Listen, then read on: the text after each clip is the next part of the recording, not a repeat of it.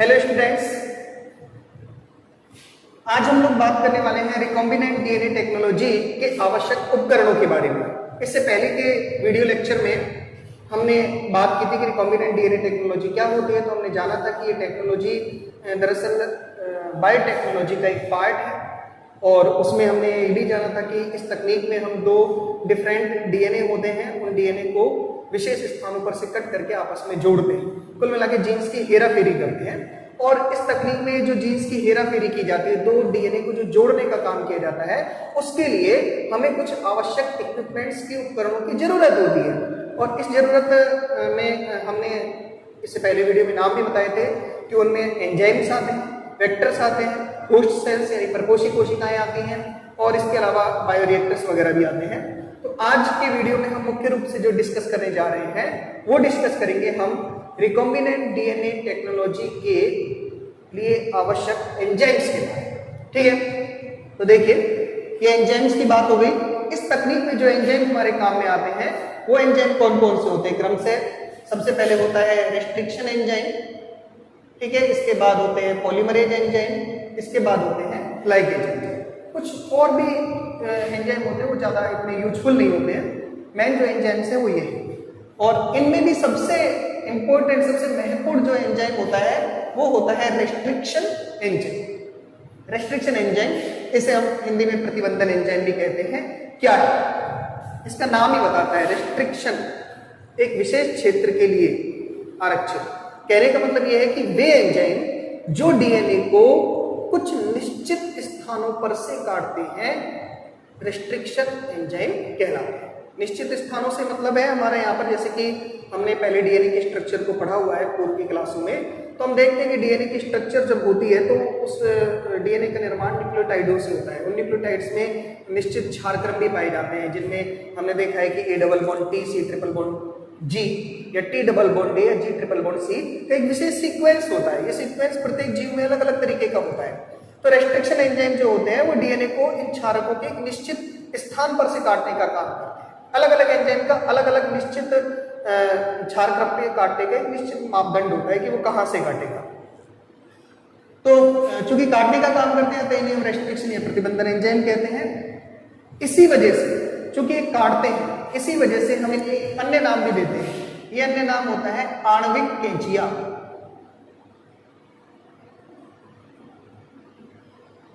आणविक कैंचिया या molecular seizures.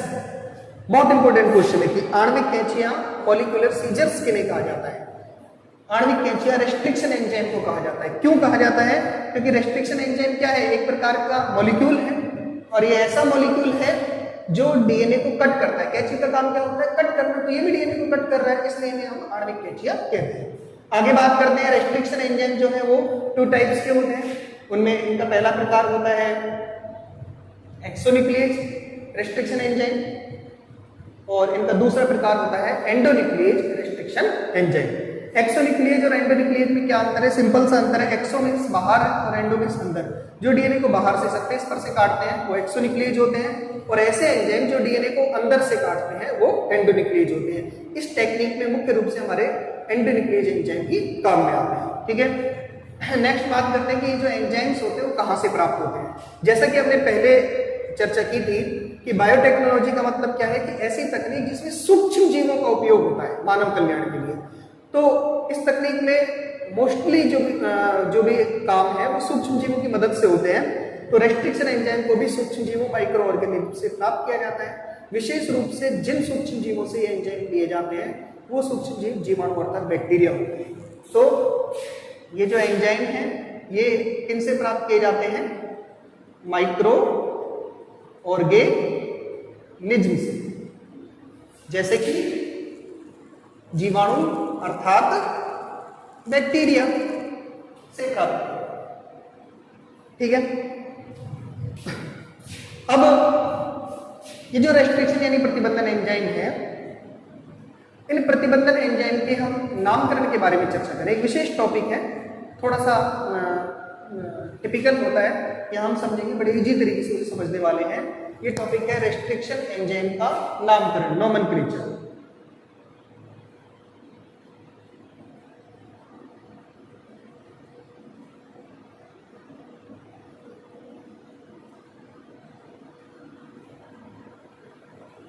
देखिए क्या होता है, रेस्ट्रिक्शन एंजाइम का नामकरण कई चरणों में होता है। एक एग्जाम्पल मैं ले रहा हूं, उससे हम बिल्कुल सिंपल तरीके से इस बात को समझ पाएंगे। देखिए एग्जाम्पल ले रहा हूं मैं, उस एग्जाम्पल का नाम है एशेरिशिया कोलाई RY13। एशेरिशिया कोलाई RY13 ये क्या है जानते हैं बिल्कुल हम, सिंपल इकोलाई जीवाणु जिसके बारे में हम छोटी क्लासों में पढ़ते हैं, इकोलाई तो वो इकोलाई है, इसका पूरा नाम एशेरिशिया कोलाई RY13। यहाँ पर एशेरिशिया जो है ये इस जीवाणु के वंश का नाम है, जीनस का। कोलाई इसकी जाति का नाम है, RY इसके प्रभेद का नाम और वो क्रम। तो नामकरण में क्या होता है, जब हम नामकरण करते हैं तो नामकरण में सबसे पहले तो हम क्या करते हैं, वंश का पहला अक्षर, ठीक है, फिर उसके बाद और वंश का पहला अक्षर लेते हैं, और ये वंश का पहला अक्षर भी हम क्या है कैपिटल लेते हैं। फिर इसके बाद हम जाति में जाति के 2 अक्षर ले लिए जैसे, ठीक है। इसके बाद नेक्स्ट हम जो लेते हैं वो प्रभेद में से लेते हैं, प्रभेद, और इसके बाद हम लेते हैं क्रम कि किस क्रम से जीवाणु को प्राप्त किया गया है। तो जैसे ये बैक्टीरिया है, इस बैक्टीरिया से जो रेस्ट्रिक्शन एंजाइम प्राप्त किया जाएगा उसका नाम है इको आर फर्स्ट। ये रेस्ट्रिक्शन एंजाइम है, और इस रेस्ट्रिक्शन एंजाइम का नामकरण कैसे किया, या E4 एशेरिशिया है। जैसा कि हमने कहा वंश का पहला अक्षर लेते हैं कैपिटल में, तो वंश का पहला अक्षर ले लिया, एशेरिशिया की स्पेलिंग ई से शुरू होती है, ई। कोलाई जाति के सी और 2 अक्षर ले लिए, तो इको हो गया, प्रभेद से आर ले लिया, और फर्स्ट इसका क्रम है, सीक्वेंस है। तो इस तरीके से हमें एंजाइम प्राप्त हो गया इको आर फर्स्ट, ठीक है। तो आपके नामकरण समझ में आ गया होगा, और भी एग्जाम्पल्स हैं जिन्हें हम बुक की मदद से देख सकते हैं, प्रैक्टिस कर सकते हैं, इजी है, बस केवल हमें उसका पूरा नाम आना चाहिए। यहाँ पर एक बात और है, एक एंजाइम है, रेस्ट्रिक्शन एंजाइम है, जिसका नाम है HIND सेकेंड। ये एंजाइम ऐसा प्रतिबंधन एंजाइम है जिसे सबसे पहले प्राप्त किया गया, HIND सेकेंड, ठीक है। इसे जिस जीवाणु से प्राप्त किया गया था उस जीवाणु का नाम था हीमोफिलस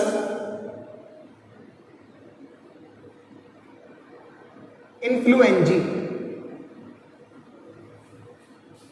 हीमोफिलस इन्फ्लुएंजी नाम के जीवाणु से ये HIND सेकेंड नाम का रेस्ट्रिक्शन एंजाइम प्राप्त किया गया था।